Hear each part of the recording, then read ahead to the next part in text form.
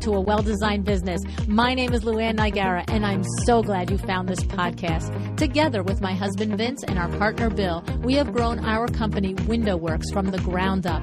So I know and I understand the challenges you face in running your interior design business.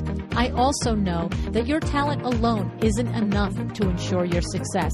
So on this podcast, we talk about strategies and practical steps to help you grow your business. But make no mistake about it, we have our share of fun here too, mixed in with those aha moments that I love so much. This isn't fluff. Nobody has time for that. Whether you are a new interior designer or a seasoned designer, I am here to help you create and to manage the kind of interior design firm that you dream of. It's straight talk and it's action. Are you ready? Let's get started. Hi, welcome to another episode of A Well-Designed Business. It's Power Talk Friday. I like this Power Talk Friday because I like to think that my Power Talk Fridays are particularly productive, and I'm expecting that you will find this one to be the case because Amber De La Garza is with me, and she is the productivity specialist. Amber is a sought-after coach, trainer, speaker, writer. She is the host of the Productivity Straight Talk podcast and the creator of STOP, S-T-O-P, the Entrepreneur Success Solution. Amber helps driven entrepreneurs execute actionable solutions to maximize profits, reduce stress, and make time for what matters most. Okay, this is a good conversation because she has lots of little nuggets and strategies in here to help you organize your work week, your personal week, and the tasks that you have to get done from most important on down.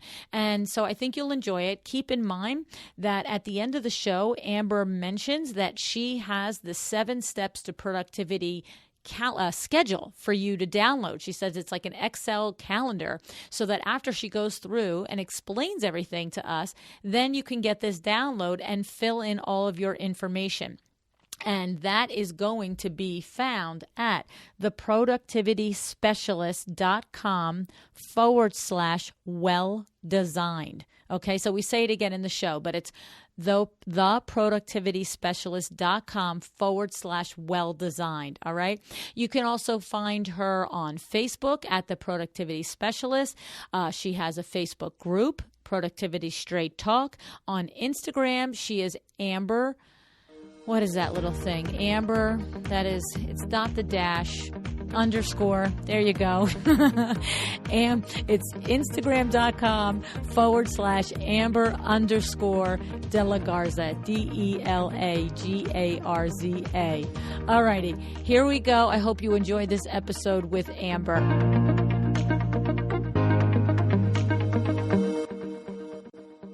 Hi, Amber. Thanks so much for joining me on A Well-Designed Business today.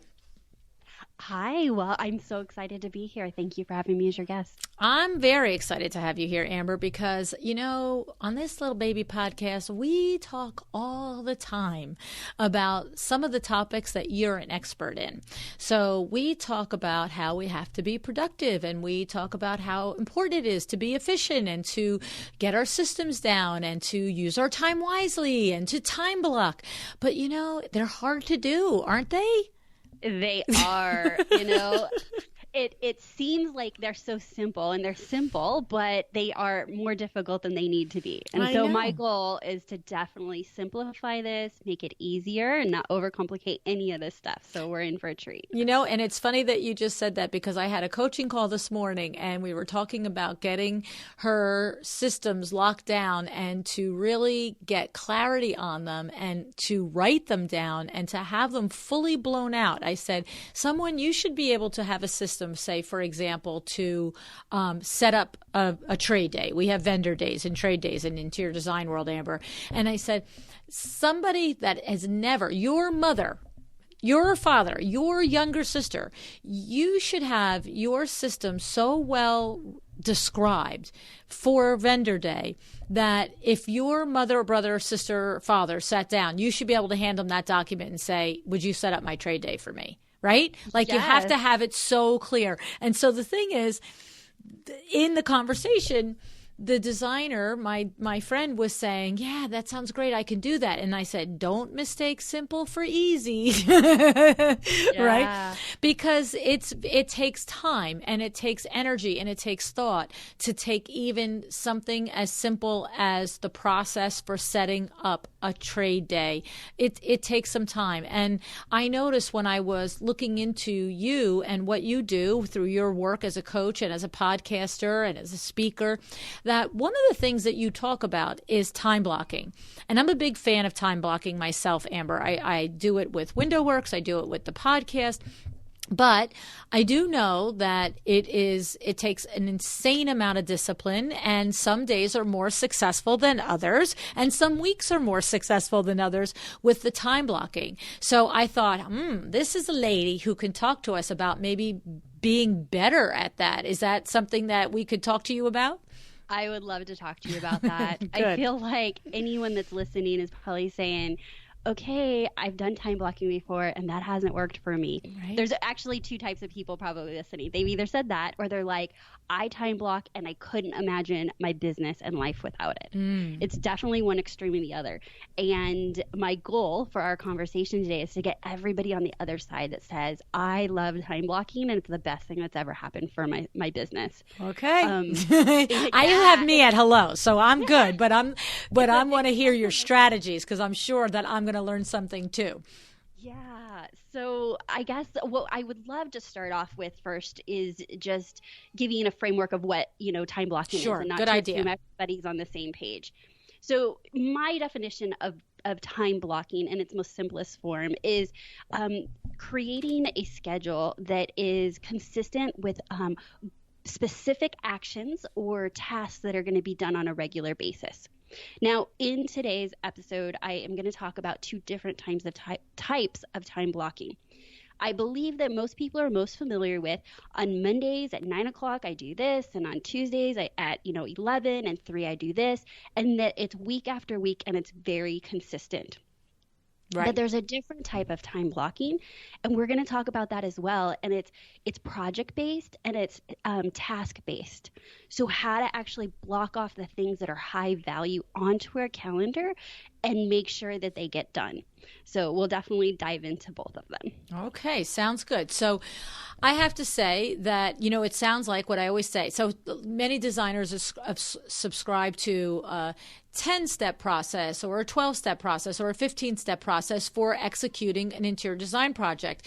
And what I often in having conversations about is that's the step, but each step has its own list of steps, its own process under it that are the details that create the magic of the reason why that step is valuable.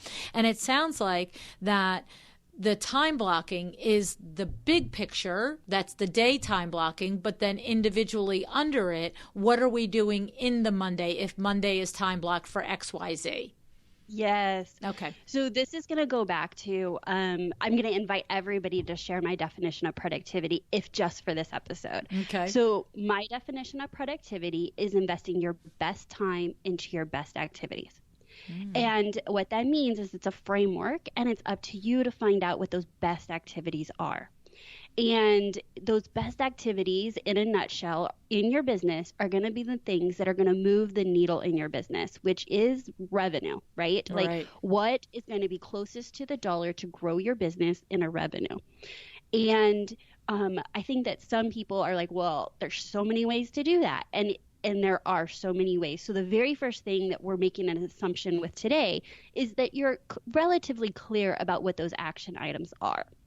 And so let's just say we're clear with what these action items are that are considered your most productive activities. What I have found is even when we're clear on that, there's a gap on actually getting it done. And so there's best of intentions, but then life and business and the whirlwind of all of that happens. And then a week goes by and 2 weeks go by. And the block schedule is what we use as a tool and a strategy to make sure that those things are getting done on a consistent basis, because compounded over time, it will propel you towards your goals. And so we are really going to be looking at how do we create the time and space on our calendar to ensure that it's protected and that these things get done on a regular basis. So here's what I am going to say that I feel like I know to be true. How's that for like a not throwing it down your face sentence, right? I should just say what I know to be true. This is what I think. I think what it is the way you describe it, it reminds me of any goal that you are striving for. So a lot of times I use analogies to exercise and health and so forth. So it's sort of like, if I have a goal of running a marathon, I know that I'm going to have to cover X amount of miles per week over 8 or 9 or 10 months in order to ultimately be able to run that marathon. And that means that I need to put that time aside every week on specific days, because I can't even say to myself, well, you have to run 10 miles a week for the first 4 weeks, and I can run them all on the first day. That's not going to work. I can't do that. I have to do 2 one day, 3 the next day, 2 the third day. I take a day off and then run 2. Okay. And I have to do that consistently for many months so that ultimately I can run a marathon. And it sounds like that's what you're saying here too, where you are going to put this time in, you're going to block it in, and it might take you 2 or 3 or 4 weeks before it feels like it's working. But once you've put that time in and it starts to work, then you start to move over to that camp of, okay, I love this. Yes, that was such a great example, because I'll just speak for myself. Being a business owner is running a marathon. Right. Exactly. So that would painted a perfect picture. And in your example, what you did first was get really clear about what it's going to take to get to the end result, which is to be conditioned enough to run the marathon. And so just to circle this back, it's about getting really clear about the few activities that, if done consistently, will have the biggest impact on you achieving your goals. I love that. And then finding the time and place to do that and protecting that time. Because if in your example, if you're super clear about that, that's only going to get you so far. You have to actually show up and do the thing. And we all know life's going to happen. But if you compound things like, I didn't feel like running, my kid got sick, the weather wasn't good, and you keep going on. And these are all things that we use in our own businesses not to show up for ourselves. They're similar on why we wouldn't show up in training for a marathon. If we let all of that dictate our time, you're never going to get to run the marathon. That's right. So we really want to work on, this is one strategy to make sure that we simplify it. And here, okay, so that I'm going to take this full circle. Once we create this schedule, and I'm going to give you tips on, why they tend to fail and how to avoid those. But let's just say we create a perfect, ideal block schedule. Your job now is to show up and work the schedule. Right, not to screw yourself up. Yeah. Right? Don't mess with it. Exactly. Like, don't negotiate with yourself. And for goodness sakes, toddlers get to do what they feel like doing. Adults, business owners, you work the plan. And so now when you go to negotiate and say, well, I don't really feel like making that sales call, or I don't really feel like doing X, Y, and Z, or I don't feel like writing the processes that are going to ultimately give me freedom in my business, that's like short-term thinking your way out of your success. And so when we simplify this into a structured block schedule that can work for you, then I want you to take yourself away from it and just work the plan. Right. I have to say, I think I empathize with my tribe here, my loyal buddies here, because I am very similar in the sense that I've said it over and over on the podcast that I came kicking and screaming to systems, and that my husband basically shoved them down my throat, like plain English. He's like, you will do it this way. And, the first 4 or 5 years that we were in business, I listened and I did them, but if there was somebody out of system in our office, it was usually me. And he wanted to pull his hair out, and now he's bald, and that's how much I did not follow the systems in the beginning. But the point that I'm making is that I understand the resistance to them. I understand not only the resistance to them, but I understand the setting of the intention for them, but then to you, the way you describe it, rationalizing yourself out of them. I get that. What happens is, for me, I have the great fortune of, if we use our example, I've run the marathon many, many times, and now I understand that the only way this business, which is a marathon, is going to be profitable and successful is to stick to the systems. And so, mine's a hindsight, but I'm not that same person that would start that way. But what's interesting is, as I hear you talk about to make sure you stay in it once you do it. My husband is that person. He's always been that person. If he says, oh, I'm going to go to the gym on Monday, Wednesday, and Friday, guess where he's going to be? He's going Monday, Wednesday, Friday. He is. And when I tell you, in 52 weeks of the year, there might be 4 or 5 times that something really gets in his way from a work standpoint that prevents him from going. And the reason I know that is because he will actually say it. He will actually at one point walk into the living room or whatever and say, yeah, I missed the gym today because that appointment, ran into 3 hours and I had to go meet the installer at the next job after it.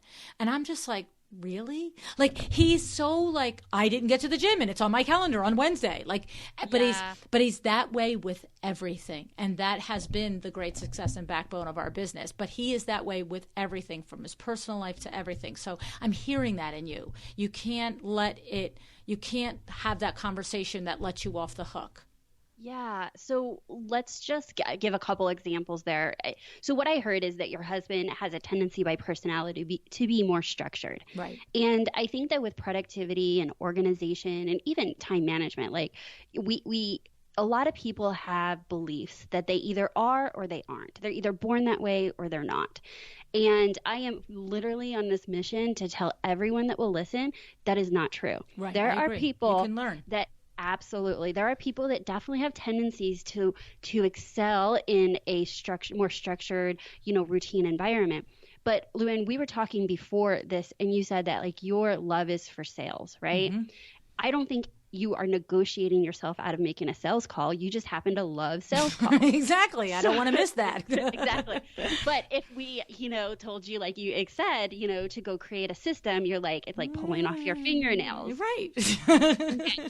But at some point, you became mature in your experiences in business to know that it was a skill set and it was a necessity to get to where you wanted to go to reach your goals. Mm-hmm. And I believe that productivity and the way that we learn to manage ourselves is a skill set that's not being taught in school. Right. It's not being taught, by popular, that it's a skill set that can be learned, just like you can learn to be a salesperson, that you can learn, whatever it is that you feel you need to learn to achieve your goals in your business. Mm-hmm. And that's actually why I have totally concentrated my world of productivity into entrepreneurship, because we all have the opportunity to go learn and change and grow and achieve, obtain these skill sets because we have these goals in mind, right? Okay. And so this is just one of them. Consider it a checkbox that says, I've gotten this far because my sales are amazing and I know how to close. I've got this far because my talent, like I'm extremely creative and I service my clients, checkbox. But if you're still not reaching those goals because of the way that you manage yourself and your time, then consider this a check mark that you're going to pursue and learn the skill set of. I love that. I love that because it is so true. And like I said, I identify 100% because it was not my nature. It is still not my nature. But two things happen when you have the benefit of somebody opening your eyes. Like if no one has opened your eyes, it's happening right now in this conversation, of the value of the route to success is being able to set up a system and duplicate it. And so I learned that from him. And then to me, it's just like anything else. If you decide that you're going to January 1st, you're going to go on a diet, and the first week is brutal, but you know what? And then the second week you lose a pound, and you're sort of like, well, maybe I'll do a couple more days, and then you lose 3 pounds, and you're like, kind of getting the hang of this and I'm feeling good. And that to me is what happened when I came kicking and screaming to systems. It was something I didn't really want to do, but the more I learned the value of it, the more I learned the freedom of it.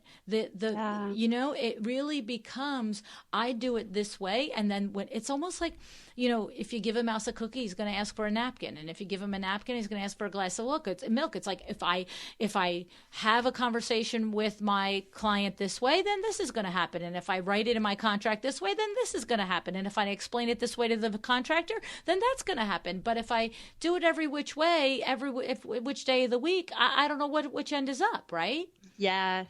So I know that we're talking time blocking, but I have some tips that are like burning right now that I just want to share about processes, right? No, so one is that, you know, it could feel when we're looking at being our most productive selves, and a lot of that is also staying in our zone of genius. And if writing processes are not your jam, there are options, and some of the options are maybe you're verbal. And so you record yourself, like audio record yourself and ask someone like your assistant, or there's also technical writers out there you can outsource this to that will transcribe this into a way that is a manual. Or you can create an outline of our processes and then do Loom videos of the how-to. And then you can also record your desktop, or you can just record yourself.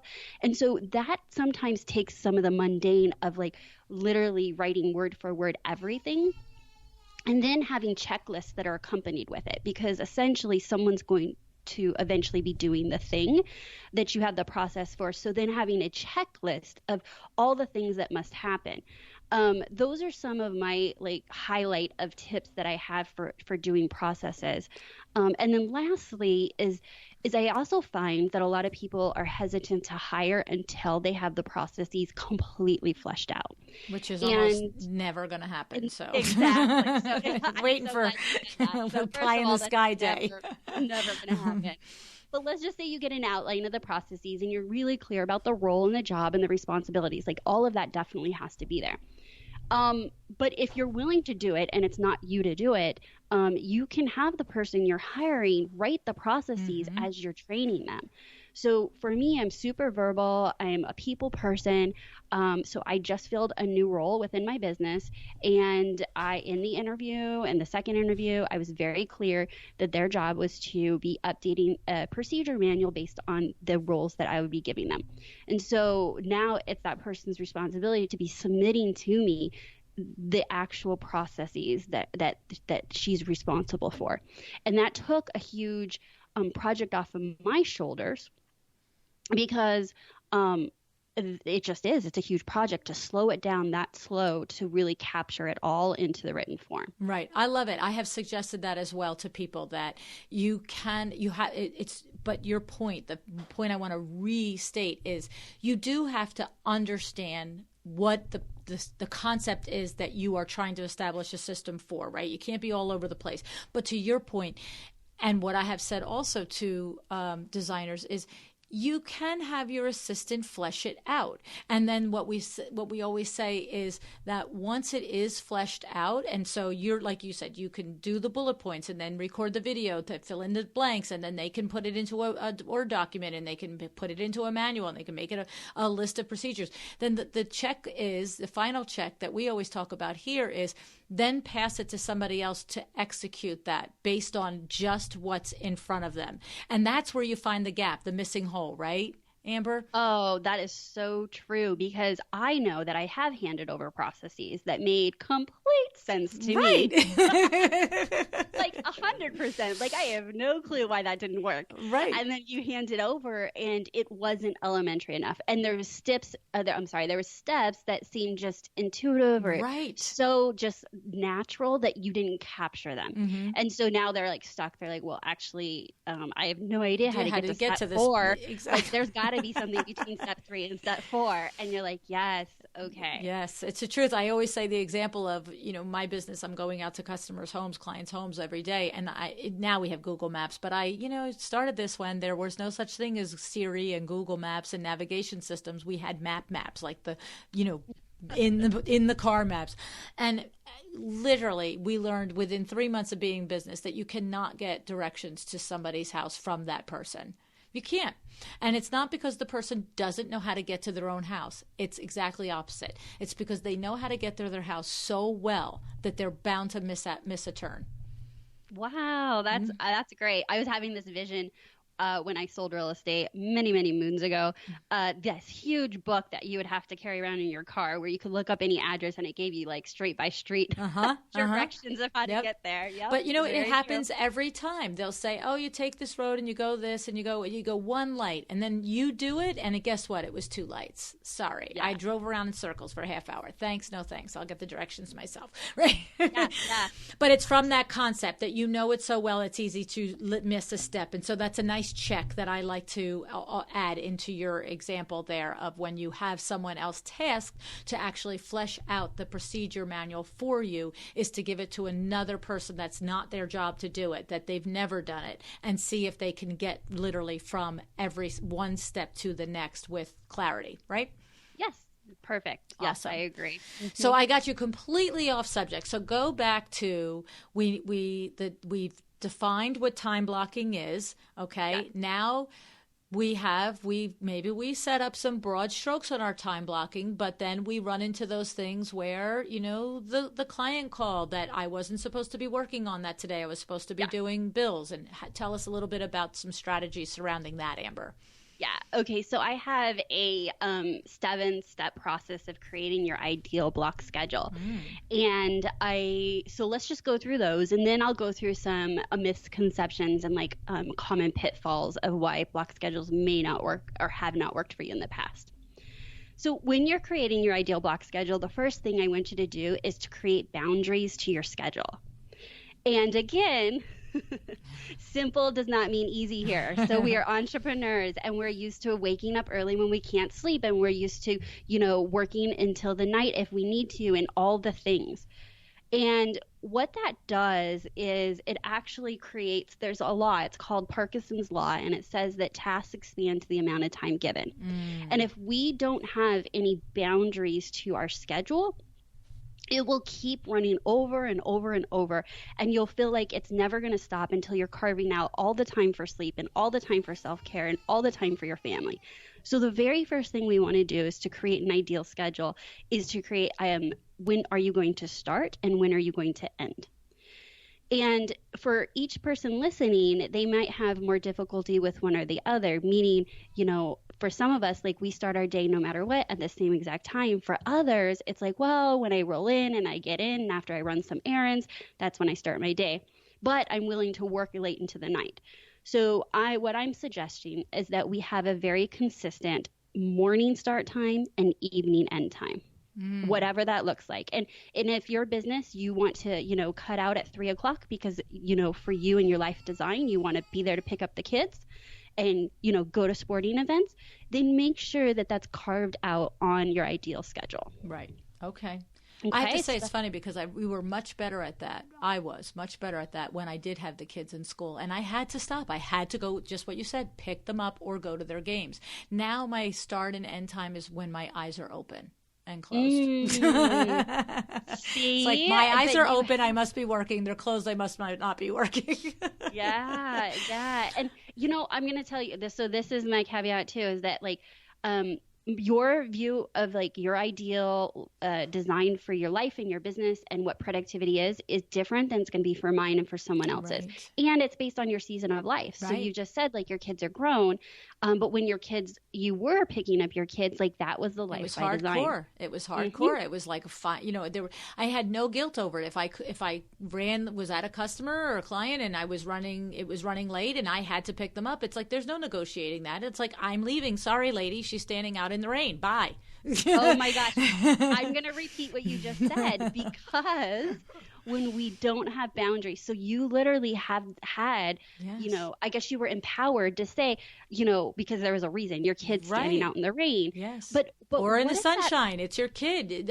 That's what it is. Kid. You'll put your kid ahead of you. And what you're suggesting is to set those boundaries for yourself. And of course, your people in your life will benefit. But I'm hearing that lesson. It was when it was external, I was happy to do it. But when it's, just me working all day, it's like, well, what's another 3 hours? Yes, because what if that appointment ran late and the next thing on your block schedule was to lead generate and make phone calls? Normally, what generally happens, unless you're very proactive and conscious about it, you dismiss that and say, well, I'll figure that out, and you stay at the appointment. Right, unless you're Vincenz, my husband. Oh, there you go, because he's so strict. But what if you said, I had scheduled this appointment from here to here. You were very clear about what needed to be accomplished during that time, and you just say, I have another appointment. They don't need to hear, I have another appointment with myself. Right. It's, I have another appointment, and you could possibly stay 10 more minutes, but it's definitely not going to be the next 30 minutes had you not set some sort of boundary to that. Mm-hmm. So very clear. I love it. So yes. Can set consistent starting and ending times to your workday. Yes. And it could be different for anybody. Somebody could be 8 a.m. to 8 p.m. and somebody could be 10 o'clock a.m. to 2 p.m. It doesn't matter, but what it is for you.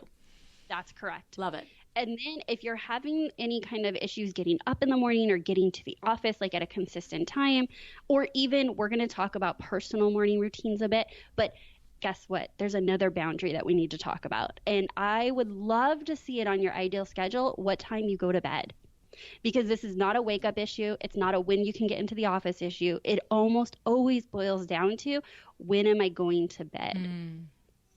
So that's just another like personal boundary that I love to see on our success schedules. This is nice. It's so true. It's so true. Go ahead. I'm like over here going, teacher, so that actually rolls me into number 2, which is schedule your success daily routines. And in a nutshell, I truly believe that we should be bookending our day with 4 routines. And each routine is to set us up for success. And that's going to be a morning personal routine, a morning business routine, an evening business routine, and an evening personal routine. And each of these routines do not need to be long and drawn out and vast, but they do need to be purposeful. Because even if you're listening and saying, I am so not a routines person, I'm telling you, you are. There's routines around you everywhere. It's, do you brush your teeth before you get in the shower or after the shower? Or perhaps you're the small percentage that does it in the shower. In the shower, right? I had a friend like that. Do you get dressed first, or do you do your hair and makeup or do you eat first in the morning and then get ready? Whatever that looks like, I can guarantee there's some sort of consistency. And so what I'm asking you to do is peel it back, evaluate it, and see what routines, so habits that you're doing, are working for you and what are working against you. Take out a couple that are working against you and add in a few that would work for you. And the way to find those items, just really quickly, are to ask yourself, what could I do every day that, if compounded, would propel me towards my goal? And in your example of running the marathon, right? Even days they're not going to go run their 5, 6, 7, 8 miles. Maybe it's a down day. Maybe it's a stretching day. Maybe stretching every day before they run can actually set them up for success. So part of their morning routine is stretching or yoga, or, it's these smaller things, not huge like running the actual 8 miles, but the smaller things that, if compounded, will get you to where you want to go. I love it. I love it. You're right. And we do all have routines, even if we say we're not a routine person, because I heard that in there. You do. Yeah. You either get dressed and you go have your breakfast, or you don't get dressed and you have a breakfast, or you don't have breakfast. Like, there's all things in there that we do, right? Absolutely. And so when we start pulling that away, and that could be a whole nother episode, right? But like once we dive deeper and pull into each of these, it could be as simple as, and then I do this, this, and this, and then I drive to the office. Mm-hmm. Now you're looking at what is that drive, and I would ask, well, what are you doing with that drive time? And most likely you're listening to Luann's podcast or Amber's podcast. Let's be go. Real. That's right. And so our listeners, because they're here already, right? Potentially, that's what they're doing. That's part of their habit, is that they've created a very purposeful action in something that could have been just super reactive, and they just drove. Mm-hmm. So we are going to look for those opportunities in all of our routines, both morning and evening. Mm-hmm. And for somebody else, it might be that they typically would have previously gone into the office every single day and had a 10-minute call with their assistant. And now maybe they switch that to, that happens on my ride in, because my assistant gets in at 8 and I get in at 8:30. So I can take that off my list if I do it in the car. These are the types of things that you're saying. Evaluate what you're already doing and seeing if there's some tweaking where you could add some productivity to what you're already doing, and take away the step of, when we have the meeting in person, it becomes 25 minutes, but when I have it in the car, it's 10 minutes. That's such a great example. Oh, that's okay, perfect. Good. That's okay, perfect. Good. And then, like an evening business routine might be, I clear off my desk at the end of the day. Or I return all text messages at the end of the day, right? Like, even just seeding that in, as the text messages come in throughout the day, you're not as panicked or distracted that you have to answer every single one of them, because now you have a time and place that will have that attention, because you're creating it in your routines. Okay, so time out. Let me stop you there. So what you're saying is, first I heard, you answer your text messages, but that's not the same as whatever text messages are there at the end of my day. You're saying you might adopt a new habit of answering any texts that come in through the day, obviously barring an emergency, at the end of the day. And that increases the daytime productivity, because now you've set aside 25 or 30 minutes at the end of your day to take care of that task, so you don't get interrupted while you're supposedly doing a floor plan or sourcing a fabric because a text came in. Is that what you mean by that, Amber? Yes. I mean, and let's be realistic. Like, we live in a real world, so it's not like you're not going to respond to your text messages. But how often do we look and reread the text message, and then we're like, yeah, we're going to get back to that. But then you go back to the floor plan, right? Right. Because you've kind of triaged the situation. You've realized it's not that urgent. It doesn't need your attention now. It did already distract you. Not ideal, but it did. And then the day goes, and then the next day goes, and you're like, oh my gosh, I thought I responded, or oh my gosh, so whatever, you have a right? built-in thing for catching it. Yes. And then the stress of, then when you're triaging it, you're really asking yourself, does this need to be responded to now, or can I do it at the end of my day? And almost always it's going to be like, the end of the day is fine. And that gives you the clarity to go back to the task that you were doing. Exactly. And no stress, right? I mean, no like guilt, like know that there's a time and place. Oftentimes we get so distracted in our days because we don't have another time. We're thinking, if we don't do it now, it's never getting done. Right. And that's very true. If we don't do it now, it's never getting done, if we don't have a place on our schedule to do the thing. Mm-hmm, mm-hmm. How about at the end of the day, planning the next day? Or do you feel like you do that on Sunday for the week? What's your plan? No. I have something where I teach. It's called the 5 daily planning papers.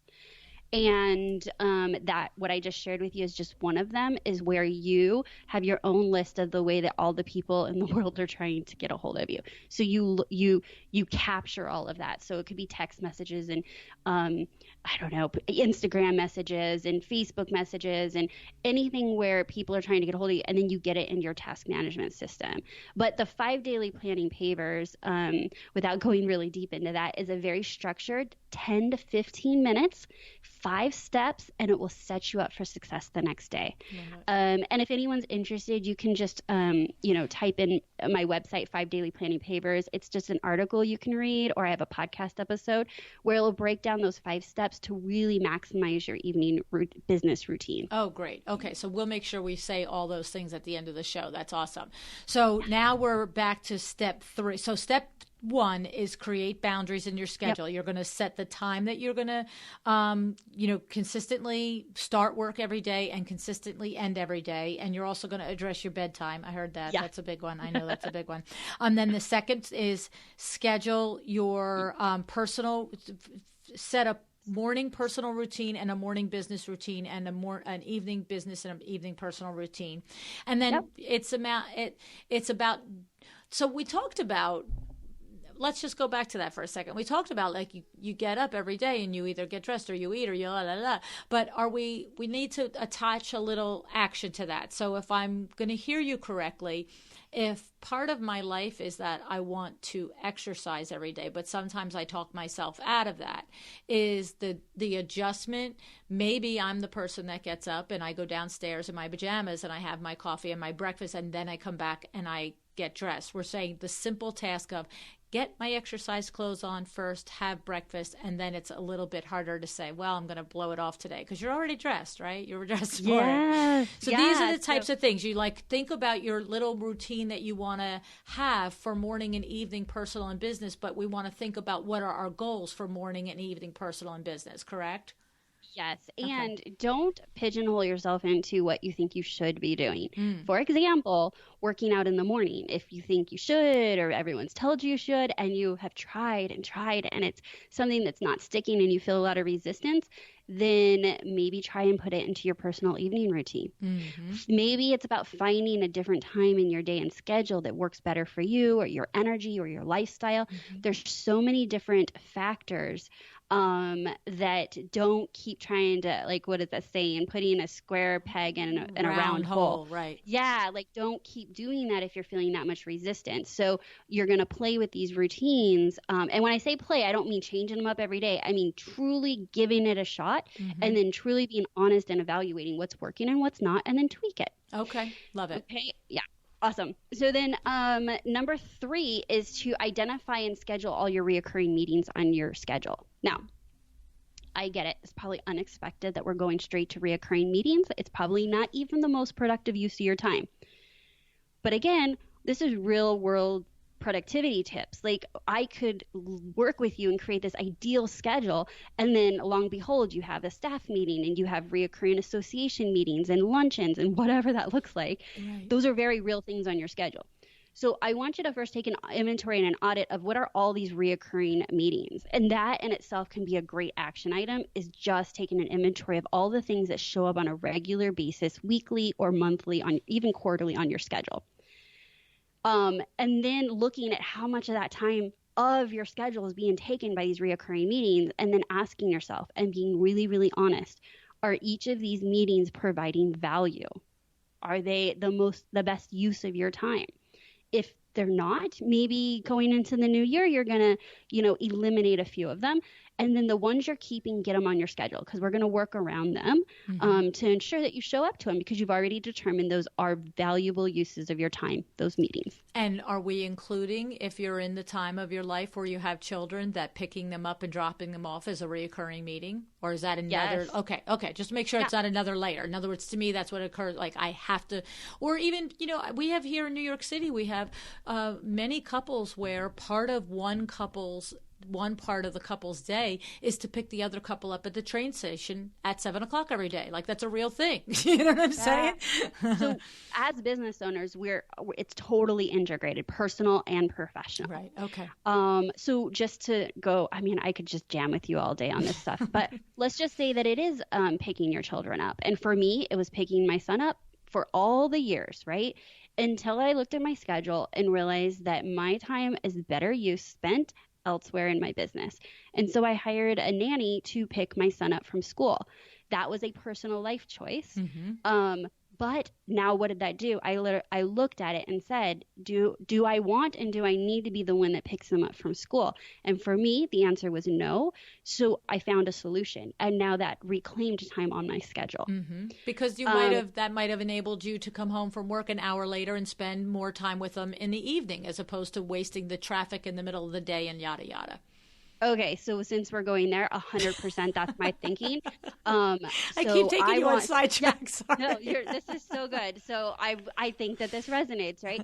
So for me, when I think of a good relationship with my son, it's not waiting in line, picking him up at school, and pulling teeth to get homework done. Right. There's someone that I hired that he freaking loves, Yeah. and You want the like, fun parts. I do. So I take off early once a week. I've committed to taking off early. We we play. And when I get done with work, like we're eating dinner and we're enjoying family time. And that is the best use of my time, both in my business and my relationships. So that's what I've created by really actually starting out by looking at what's my ideal schedule and truly being honest. Does that need to be me? And it will be a different answer for every mother and father out there. Right. So, and that's okay. Yep. And that's 100% okay. Right. There are things that I have on my schedule that you would think, why is that important to her? Well, it is. There's no judgment. It's right. Absolutely right. Right. So, and all reoccurring things are going to go on there. So because that's just stuff it's, and you're going to look at it and you're going to decide if it's necessary and if it's critical. But if the answers are yes, then it stays, and we got to acknowledge them. Yes. Okay, so then we get to number 4. And number 4 is like the thing that I think most people are most like associate block schedules with. And this is getting your highest value activities on your schedule.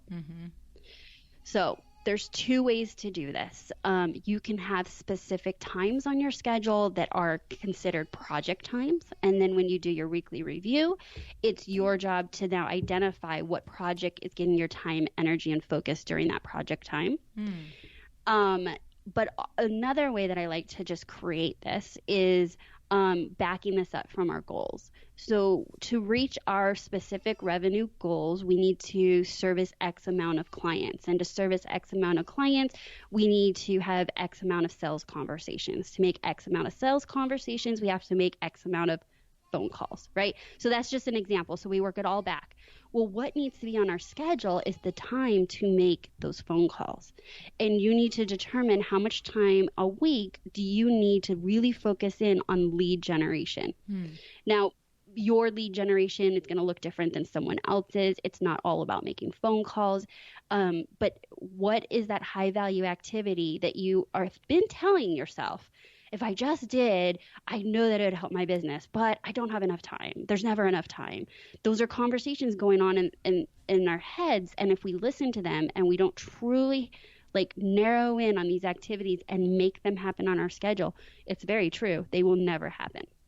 So let me clarify. So we're saying that we are in the big picture on a weekly basis going to allot project time, and that might go in our schedule. We're going to do January 1st, 2018 all the way through the year, and we're going to say Tuesdays from 10 o'clock to 1:30 is project time. But then on the micro level, each week we're going to look to see what are the projects that I am tasking myself with that are going to be my revenue builders. And so it could be different in the first week of January to the third week of January, or from January to February. But we're building in the time, is your point. You're building in the time so that it gets addressed. And then when I'm checking with you now, then when you say we are looking for those lead gen activities and how they could be different for every business, are we going to go so far as to say, for example, for some interior designers, they are actively earning leads, potential clients from Instagram. Others are actively earning potential clients from their blogging. So it's not just picking up the phone and saying, "Hi, Mrs. Smith, I did work with you 6 months ago. What about that guest bedroom?" We're saying that lead generation could be that block of a time that I put into writing the blog post, because when I put a blog post out there, I usually get a response or some percolating. Is that correct, or is that a different time block? No, that is 100% correct. Okay. Let's just work that backwards. Okay. Is what happens if we don't schedule writing the blog or posting the amazing pictures on Instagram, and 1 week goes by and 2 weeks go by? Now you're going to fill it in your lead generation numbers, and then you're ultimately going to fill it in your revenue numbers. Right. Okay. And not having the time is a very real thing if you let everything that's already on your schedule to run your business expand. Right. Because we can truly be filled with servicing our clients and responding to the things and all the administrative. Our days can absolutely be filled with that and squeeze out those items that you just recommended. So whether it's a phone call or it's Instagram or it's blogging. So if you were to look at my schedule, I have content creation on my schedule. So content creation is my lead generation, and that looks different. And it's my job to be so clear before I ever go into any content creation block of schedule of what's going to actually get done. But under content creation, you can find me making podcast episodes, a new keynote, a presentation, a webinar, a blog, like all of these ways in which I create content.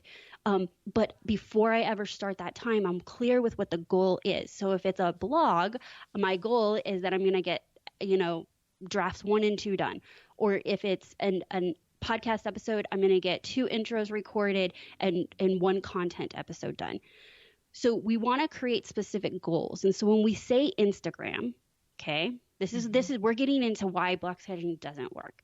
If you were to just see Instagram on your schedule and you jump on Instagram and you do a post, okay, that's great, but why did that take an hour? Well, because you saw this person and you followed this hashtag and you went down this rabbit hole and you started liking these people things, and then you come out of your block schedule and it did not drive your business forward. No. So it's really important that we not only save the time, create the time, but that we're really clear with what does the result look like when we're done. And, for someone doing Instagram or blogging, for example, I will have created and edited, 6 images for posts for the whole week, or, whatever that looks like. We're totally put them making on the scheduler. But I hear what you're saying. It's not put a post up and spend an hour putzing. It's do your content for the week or for 2 weeks or whatever it is, and honestly, it could take you an hour and a half to do your content for just 1 week, and probably more than that, truthfully. But right, I hear you. Okay. Something else you'll see on my schedule is a power lunch. So I had really, and that's working a goal back. So I'm going to give this example, is that I wanted to build more in-person relationships. As I built my business online, I realized people in my own community, like I just lost connections with them. And so on my schedule is a block of time on Fridays to have a power lunch.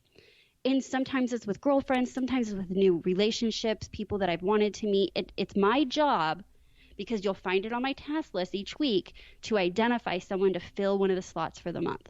And now I've created a goal. I went from a goal of more connections, and I said, well, what's the next actionable thing? Well, I think probably having coffee or lunch with them. Well, I need to carve out the time on my schedule. And then not just having the time on my schedule, I've got to identify the action item that's going to fill that thing. And the thing is purposely getting a task that bings up at me and says, so who do you want to connect with?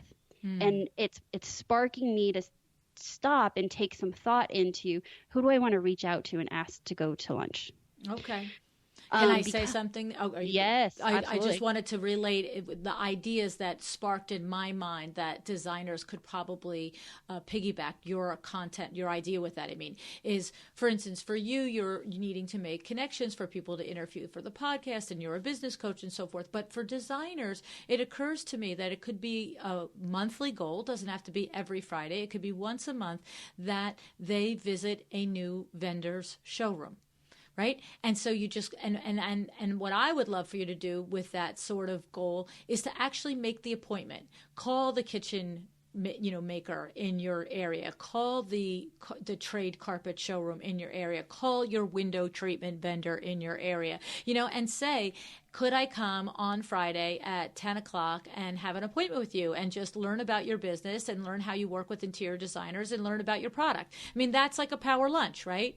That's a great example, because again, if we work this backwards and we don't have that simple process that we execute on, it's going to be, I wish I had the time to go visit my local vendors. Right. Or the stone yard. And just the thing is, the thing about that stuff is that we talk about on the show, Amber, is that It was Monique Holmes who was on the show this past fall, and she talked about how to resource like a pro, because one of the pitfalls that we face is we can truly get lost in looking for the perfect sofa for a client.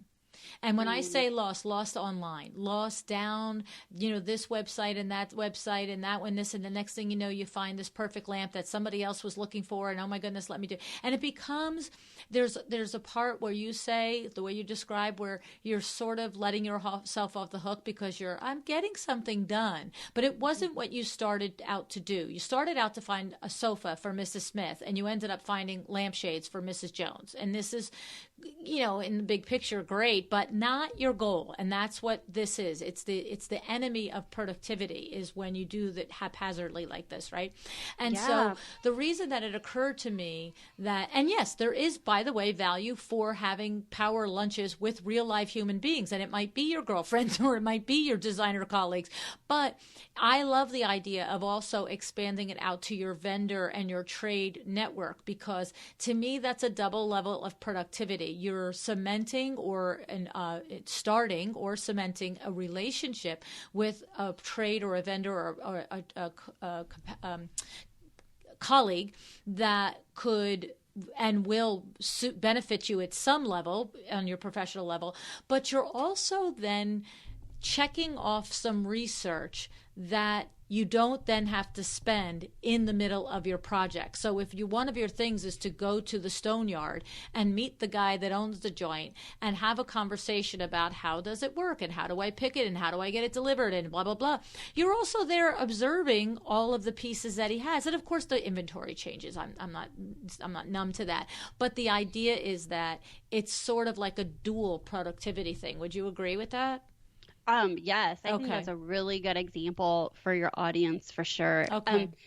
So I do want to say, so right now we're on number 4, which is schedule hive activities. And the example I'm giving is that there's going to be reoccurring time slots that you're filling, right? So that's one way. But the other way that when you were speaking brought to my attention was the other way that I said about time blocking. So let's just say that you had on your to-do list to find a couch for Mr. Smith. Mm-hmm. And you are like, okay, next task up, I'm going to find a couch for Mr. Smith. And what happens is we don't have boundaries and a specific amount of time on our schedule. What happens? This thing just gets you go down this rabbit hole that you just explained. So another way to do time blocking is to pull specific action items or tasks off of your list and create a start and end time and be really clear about the outcome. So once you do that and you realize how much you're valued at an hour, and you're trying to source a couch and it takes you 3 hours to source the couch, you might find out you're losing your money, right? Right. So the goal is and what happens is, again, I'm going to reference Parkinson's law, tasks expand to the amount of time given. Mm-hmm. So what I would rather see is on your schedule for Tuesday at 2 o'clock to 3 o'clock is to source Mr. Smith's couch. Right. And doing your very, very best to get it down for an hour. Now, it could be 90 minutes, it could be 30 minutes, whatever time you think in your mind. And as you continually do this and get feedback and your feedback loops, you'll get clearer and clearer about how much time something actually takes. Mm-hmm. And I like this because as designers, 99% of them have the business model where they're going to bill for the hours that it takes to source the product for the clients. But one of the big Achilles heel of the industry, Amber, is that we will spend 6 hours sourcing multiple items for a room. But then there is a whole segment of the interior design population that will say, yeah, I don't think I can bill them for those 6 hours. I'll just bill them for 4 or I'll bill them for 3. And so that happens. It's a real thing. So designers are every single week putting hours in projects that they're not then billing their clients for. And what I like about your advice to time block it to a particular amount of time is, I think that there is the learning curve in the beginning where it is just harder. And that again references Monique's episode where she says, practice on your own time. Instead of watching Netflix, practice sourcing a sofa, right? But the thing about it is if you do set out with your consistent boundaries like you are describing, I think you will tend to be more intentional in that search. And if you are truly intentional in that search, I think it gets harder to rationalize that you don't have to bill for that search. So if it took you 1.5 hours and and you stand in your space and you're like, I actually did that for 1.5 hours, boom, invoice. 1.5 hours, as opposed to, well, I did go down a lot of rabbit holes and I spent 3.5 and I came out with the sofa, right? Yeah. Or I stopped and checked email and my text messages. So these are mini blocks of time. So these blocks of time are distraction free, focused, uninterrupted time. Right. And so your whole schedule is not going to be that way. It's just going to be these blocks of high value activities. Okay. And if you're putting in sourcing the sofa for 1.5 hours and you can stand in your space, you've just reclaimed money that would have otherwise been lost, because at the end of the day, we're ethical, right? Like, we're thinking, I know that if I had been really efficient and effective with my time, it would have taken 1.5 hours, not 3. Right. So why not just lead with being really, really efficient with our time, and then billing for that, and being really feeling great about that time that you're billing for. Right. And if you are leading with that efficiency thought, to your point, if it does take 3 hours because it's a particularly odd shape, color, size, or whatever, it's okay. But that it really did, and you know that it did, and then you have to invoice for that. So I like that. So do we put these high value activity blocks? Is there a high value activity block assigned to each day, Amber, or X amount of days in a week? I would love to see every day, but that you have this time on your schedule. Now, realistically, that's going to be based on what your role is in your position. If you're running a meeting with clients all days, then maybe theme days work. So maybe like Tuesdays and Thursdays are client appointment days, and Monday, Wednesday, and Friday are, client appointments, but it's office work day. So again, you can run it in more themes so that you don't feel like, oh my gosh, like I have to do 5 days. Also, some of you aren't working 5 days. Some of you may be working 3 or 4. So this is really about creating the schedule that when you work the schedule, does it look like it's going to set yourself up for your goals, to reaching your goals, your revenue goals. So I love it to be consistent. But there is no right or wrong way, right? Okay. For me to reach my audacious goals of how much content I put out there, I am creating content 4 days a week for 90 minutes at a time. So within your blocks, you have that in the days. Yep. But that's my business model. And so for you or for your audience, it's going to be larger blocks of time specific to client work. And we're going to get there. Right. Exactly. Design. Well, and I do I'm a big advocate for the theme days as well, because our industry, just quite frankly, on a completely practical level, you are going to be dressed very differently for a client presentation than you are for a site visit. I mean, it's just and so it just, to me, makes complete sense that Tuesdays and Thursdays are client presentations, and Wednesdays and Fridays are site visits, or Friday mornings are site visit, Friday afternoons are bill paying, and you know what I mean, because you do have to be dressed. You can't walk into a construction site in high heels and a skirt, or in a suit and a tie, but you don't want to go into a client presentation, in boots and jeans, right? So theme days are very specifically advantageous to our industry. Yeah, and also with your industry, all the hats that you wear, it takes a different space in your mind of doing detailed creative work, administrative work. And so to batch those in theme days is just makes total sense. Absolutely. And then also, when we're talking about these block schedules, is just one of the last things is that I had referenced 90 minutes. Now, that's me, a veteran time blocker. If you're thinking there's no way I can do uninterrupted focus time for 90 minutes, start with 20, build up from that, and go 25 and 30 and keep building up. For me, 20 minutes, I'm not even into my zone yet. So that's me. And then there's other people that are like, oh no, I do so well. 20 minutes, take a break. 20 minutes, take a break. And so you need to find your rhythm. Okay. And then with those rhythms of what this time block is, you also want to change up the time of day that you're doing it.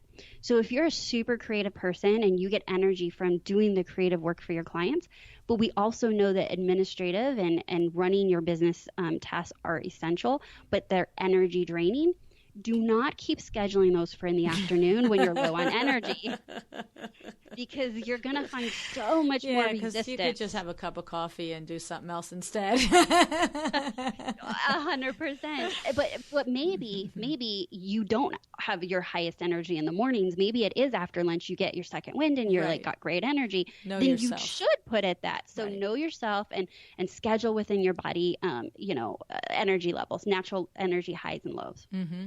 And I will say too, that does change with the season of your life as well. I love it now.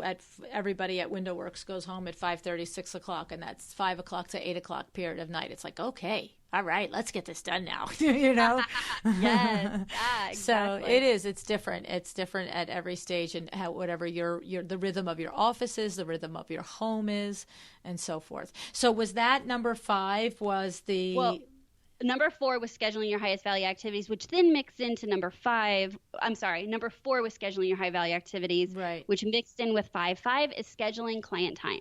Now, client time is high value, but what I have found is if we have specific time, like we talked about, like Tuesdays and Thursdays, or I'm going to do, 2 mornings and 1 late afternoon appointment. So like if you're doing residential interior design, oftentimes they don't want to take off work. So you're going to say, you know what, I'm available on Tuesday nights. And so as you're working with clients and they want to have a meeting, you say, oh, I'm available Tuesday evenings for appointments, or we can meet Thursday at 10 o'clock. So you want to be, very clear with your schedule, but blocking out specific client time, because if you don't, and your schedule, let's just say you work 9 to 5, Monday through Friday, is an open canvas for any time is client time, you're going to be so mismatched and all over the board that you will find so much inefficiency in your schedule. You will never find the time to carve out for these lengthy, projects and items that are going to move your business forward. You really can draw the line in the sand, and people will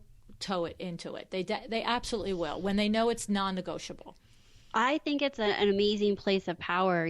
I feel like I obviously did the same thing. I was available all the time, or I felt like I was available all the time. And when I think of the professionals that I do business with, attorneys, doctors, even an interior designer, if they were available all the time, I might be second guessing if I made the right choice, right? Like, are they really all available? Like, does that mean they don't have any other clients? Because they don't need to know that you're not working at a specific time. Like, they say you're choosing to be off at 3 to pick up your children. They don't need to know that. They just need to know you're not available. You have other appointments, and here's when you are available. Exactly. So it's about how you position it from a place of power. And there's going to be exceptions. And let's just hear this. Like, boundaries are that. They are boundaries so that you can be clear about how to express yourself to the people around you and your clients and all of that. It is your option once you're clear if you want to change it. Like, it's not that you have now broken down and did something bad. If you choose to want to take an appointment on Wednesday, that is your choice. But at the beginning, with no boundaries, you get exhausted, you get burnt out, and you get too overwhelmed. That's the key. It's without having the boundaries and everything is up for grabs. It feels chaotic, and it feels like it feels chaotic because it is. There is no structure, there is no rhythm. And I love that you say that you can change your mind on the fly. I love it. So that was 5. We have 6 and 7, right? Yeah, we're going to blow through 6 and 7. So 6 is scheduling, planning, and review time. I think this is absolutely essential to being your most productive self and moving your business and your life from a more proactive place, or moving it to a proactive place from a reactive place. Love it. And if we don't carve out the time on our schedule to do this, you'll never make the time to do it. It doesn't ever feel like the highest value activity is to plan when you have all these other things going on, and yet the time invested in planning makes all the things going on so much better. Yes. So what this may look like is a weekly planning time, and it should be a daily review time. At the very least, daily review weekly planning. And then if you want to throw in some quarterly planning, I plan my years and quarters, but you want to get that time on your schedule. I love it. I love it. You know what? Was it Sandra Funk? I said on the thing, if you don't track it, if you don't track it, it doesn't happen, right? It just right. Exactly. What you said is what gets tracked gets done. Yes, that's it. Yeah. Mm-hmm. Yeah. And then lastly is schedule administrative time. So this is going to be one of my tricks that this will actually protect that high value time on your schedule. Because what I have found is that between number 5, which is scheduling client time, and number 7, which is scheduling administrative time, if those don't have a home and a place, they almost always trump the high value activity that doesn't have an immediate deadline. Good point. So when we have a home and a place for that, then we don't have to feel like, well, if I don't do it now, when is it going to get done? You're going to say, I am right here, right now, doing my high value activity because on Friday, I have 2 hours set aside for administrative. Right. So really pulling these apart and having a space on your calendar for each of these things. So client time, planning, and administrative are actually the very things that will protect that high value time and to ensure it always happens.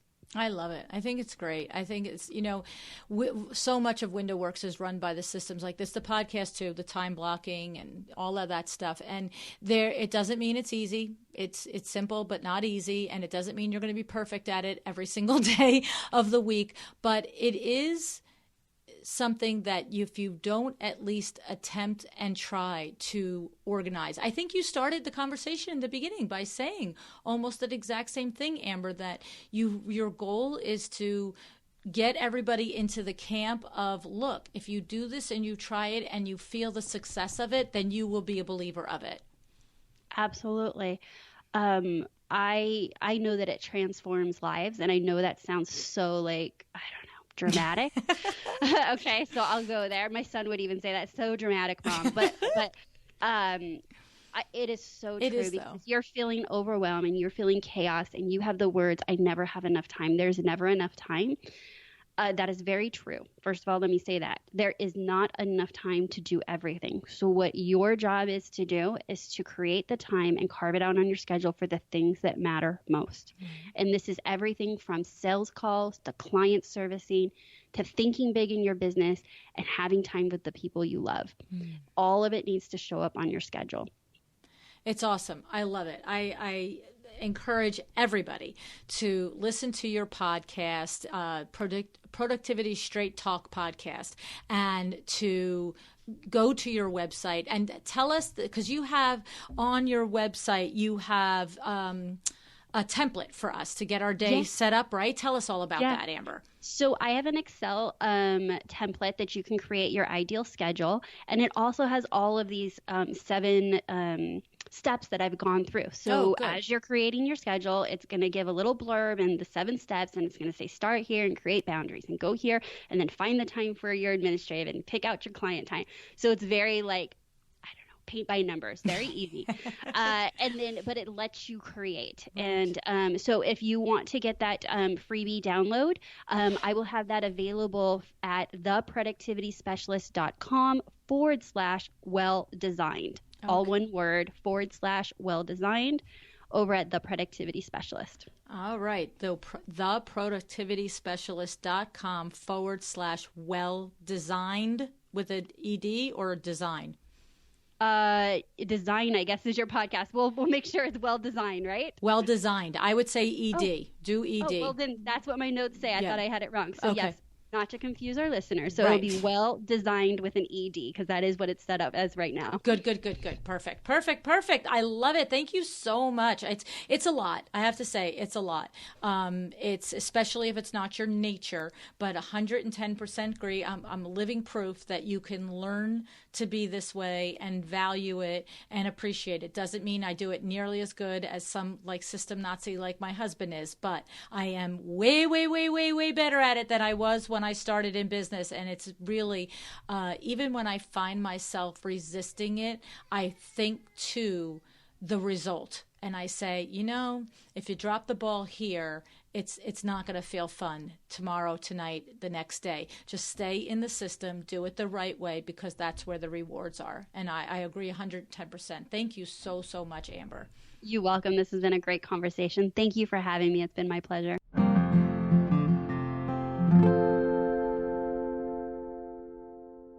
So lots of little, like I said at the beginning, nuggets for increasing, and figuring out your schedule, right? I had a couple of little aha moments in there. I like the idea of going ahead and putting in all the things that you just can't move around. All the picking up the kids. Maybe it's like me, you got to get your hair dyed every 25 seconds. I mean, it's like, oh my goodness, right? Because those things, for me, because that was not my habit of doing that, they tend to get consistently pushed off, because by the time I need to do it, then I'm booked for the next week or two. And it just adds undue stress, unnecessary. It's really silly. And it's so clear, her suggestion to just go through. So I'm looking forward to doing that in my calendar and just going through and putting in things like that every 4 weeks, 5 weeks, whatever it is, putting the exercise classes in, and just trying to do that moment where you say, it's in the calendar, that means do it. Okay. So my problem is I don't have any hard time working. I have a hard time drawing the limit on different things. So I wonder what it was for you that was an aha moment in what Amber shared. So share it with me in the post on Instagram. Don't forget, you can follow me on Instagram at Luann Nigara. And I don't often mention it, but don't forget we have the Window Works Instagram also that you can follow us on. And we're over there showing the work that we're doing for a lot of the designers that you've heard on the show, Sandra Funk and Jenny Madden. Toledo and Geller would do their work. There's a lot of people there that you would probably know from Instagram, and you could see the beautiful window treatments they're doing. Alrighty, so I want to just give you a heads up. Next week is the week before the holiday. First of all, Tuesday's show is I have to say, it's a really very special episode. It is an episode with Wendy Glaister. And if you have met Wendy at the different trade shows or markets, then you know what a really, truly lovely person that Wendy is. This is a very different and special episode. I hope you enjoy it. And then Friday, I am going to do a solo show because I have an amazing announcement to make. So I have a very... I don't know how to say it without letting the cat out of the bag, but I'm not letting the cat out of the bag. So come to the show definitely next week. I know it's a busy week getting ready for the holiday, but you don't want to miss Wendy's episodes, and you don't want to miss Friday's episode. I make an announcement on this episode for something really terrifically powerful that I'm planning for you in the new year 2019, and there is an offer attached to it that will last from December 21st till January 8th. Okay, so that's going to be your window of time to get the best deal on this thing that I'm offering to you in the new year. And that's it. I'm not saying anything else. All right. So what are you going to do today? How are you going to be excellent? Are you going to adjust your calendar? Are you going to download Amber's gift and fill it all in? Are you going to, maybe you already have the habit and the pattern of a calendar, but you blow by it and you let things go and you don't keep that commitment to yourself. So think about how you're going to make an adjustment. As I said earlier, I'd love to hear the comments in the post on Instagram or Facebook. And, all I can tell you is you got to decide. You got to make a decision. You got to commit to it. You got to do it. You have to decide to be excellent. Thank you so much for joining me again today. This podcast is a production of WindowWorks, your resource for custom window treatments and awnings. To learn how we can help you on your next interior design project, go to www.windowworks-nj.com. And if you're interested in working with me on your business, either through masterminds or one-on-one coaching, or you want to know how to get my book, The Making of a Well-Designed Business, or you just want to know what's going on in the podcast land and where I'm going to be, all of that is found at luannnigara.com. Thank you so much. Have an excellent day.